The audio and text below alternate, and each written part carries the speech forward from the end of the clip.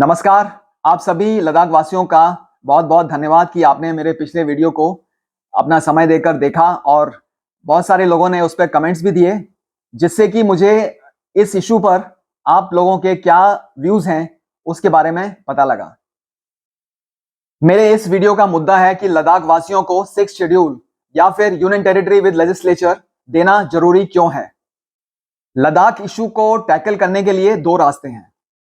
पहला रास्ता कि जो अभी मौजूदा अरेंजमेंट है यूनियन टेरिटरी का विदाउट लेजिस्लेचर, लेफ्टिनेंट गवर्नर के नीचे, और उनके साथ जो ब्यूरोक्रेटिक अरेंजमेंट है, इसी मॉडल को लेकर आगे बढ़ते रहें और इंफ्रास्ट्रक्चर डेवलपमेंट हो, और जैसे 5 नई डिस्ट्रिक्ट्स बनी हैं इस पर भी काम हो और लद्दाख का डेवलपमेंट चलता रहे। तो ये पहला रास्ता है। इस ऑप्शन का फायदा ये है कि इस ऑप्शन में सेंट्रल गवर्नमेंट जिस तरह से डेवलपमेंट करना चाहती है लद्दाख के क्षेत्र में, बॉर्डर एरियाज में और अंदर, वो डेवलपमेंट बिना किसी प्रॉब्लम के, बिना किसी लोकल इंटरफेरेंस के, ये डेवलपमेंट लेफ्टिनेंट गवर्नर के थ्रू ये डेवलपमेंट वो कर सकती है। तो ये इस ऑप्शन का फायदा है। इस ऑप्शन का नुकसान ये है कि इंफ्रास्ट्रक्चर डेवलपमेंट तो होगा, पर उसमें जो लोकल्स हैं, जो लद्दाख के लोग हैं, उनका इन्वॉल्वमेंट नहीं होगा। और जो हमारे देश का बेसिक जो प्रिंसिपल है डेमोक्रेसी का, ये उस प्रिंसिपल के विरुद्ध जाता है ये ऑप्शन। लद्दाख के मसले को हल करने का दूसरा रास्ता है कि जो इंफ्रास्ट्रक्चर डेवलपमेंट है उसमें, उस प्रोसेस में लद्दाख के लोगों को शामिल किया जाए और लद्दाख में जो डेमोक्रेटिक प्रोसेस है उसको शुरू किया जाए और लद्दाख के लोगों को एम्पावर किया जाए। ये है दूसरा रास्ता। इस दूसरे ऑप्शन का फायदा यह है कि लद्दाख में इंफ्रास्ट्रक्चर डेवलपमेंट के साथ साथ लद्दाख के लोगों का भी एम्पावरमेंट होगा, लद्दाख में डेमोक्रेटिक प्रोसेस भी शुरू होगा। तो यह है इस दूसरे ऑप्शन का सबसे बड़ा फायदा। इस दूसरे ऑप्शन का नुकसान यह है कि जो डेवलपमेंट प्रोसेस है उसकी पेस में थोड़ी कमी आएगी, डेवलपमेंट प्रोसेस की स्पीड कम हो जाएगी, क्योंकि इसमें फिर लोगों का इन्वॉल्वमेंट होगा, डिस्कशन होंगे। तो ये इस ऑप्शन का नुकसान है। कुछ लोगों का यह भी मानना है कि इस ऑप्शन में जो लोकल्स को इन्वॉल्व करेंगे तो बॉर्डर डेवलपमेंट है वो उस पर काफी बुरा असर पड़ेगा और हमारा जो बॉर्डर इंफ्रास्ट्रक्चर है वो आगे नहीं बढ़ पाएगा। ये ऐसा कुछ लोग मानते हैं।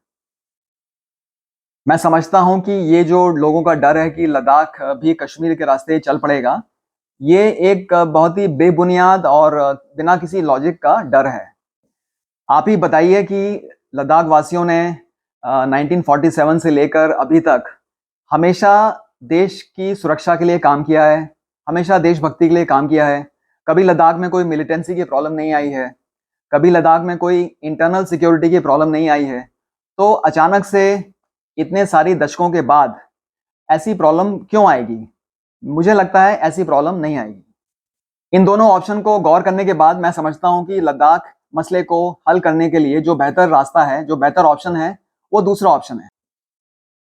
मैं समझता हूं कि हमारे देश में अगर तमाम बॉर्डर स्टेट्स में डेमोक्रेसी जिंदा है, चाहे वो गुजरात हो, राजस्थान हो, या पंजाब हो, या उत्तराखंड हो, या नॉर्थ ईस्ट की स्टेट्स हो, अगर इन तमाम बॉर्डर स्टेट्स में डेमोक्रेसी जिंदा है, अगर वहां पर चुनाव होते हैं, वहां पर गांव में पंचायत हैं, तो ऐसा कौन सा कारण है कि हम लद्दाख में ये प्रोसेस शुरू नहीं कर सकते? मैं समझता हूं कि लद्दाख में जो क्लाइमेट का चैलेंज है वो तमाम बॉर्डर स्टेट से बहुत ज़्यादा है, और दूसरा, लद्दाख में लगभग 98% पॉपुलेशन है वो ट्राइबल पॉपुलेशन है। तो ये दो मुद्दे हैं जिसके कारण लद्दाख पर डेमोक्रेटिक प्रोसेस को शुरू करना बहुत ज़रूरी है। मैं समझता हूं कि लद्दाख मसले को हल करने का सबसे अच्छा जो तरीका है वो यही है कि डेवलपमेंट के साथ साथ हम लद्दाख में डेमोक्रेसी को भी हम शुरू करें और लद्दाख के लोगों को भी एम्पावर करें। यही सबसे अच्छा तरीका है। हमारे देश का कर्तव्य है कि लद्दाख वासियों को एम्पावर करें, लद्दाख वासियों को डेमोक्रेटिक प्रोसेस में शामिल करें, और जब हमारे लद्दाख वासी और अधिक काबिल होंगे और तरक्की करेंगे तो हमारा देश और ताकतवर होगा। यही मेरे वीडियो बनाने का मकसद था, और मैं आपसे अनुरोध करूंगा कि इस मुद्दे पर आप कोई कमेंट अगर लिखना चाहें तो जरूर लिखिए और मैं उसका जवाब जरूर दूंगा। अंत में मैं आपसे अनुरोध करूंगा कि मेरा चैनल जिसका नाम है मेजर जनरल ठाकुर, इसे आप सब्सक्राइब करेंगे तो मुझे खुशी होगी। इतना कहकर मैं आपसे विदा लेता हूं। धन्यवाद।